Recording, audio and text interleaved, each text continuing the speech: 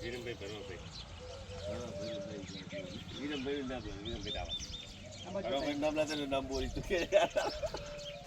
માતાજી મિત્રો, આજે આપણે વિરમભાઈનું મકાન આપણે સોમાભાઈ કારીગર ને વસરમભાઈ કારીગર બનાવેલા છે. જોઈ શકશો તમે, જોરદાર એક નંબર કામ છે. ફિનિશિંગ બતાવી દો.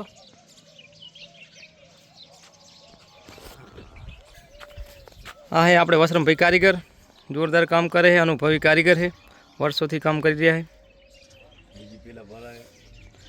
જોઈ લો. હા હે આપણા સોમાભાઈ કારીગર, એ પણ અનુભવી છે. બીની જોડી છે,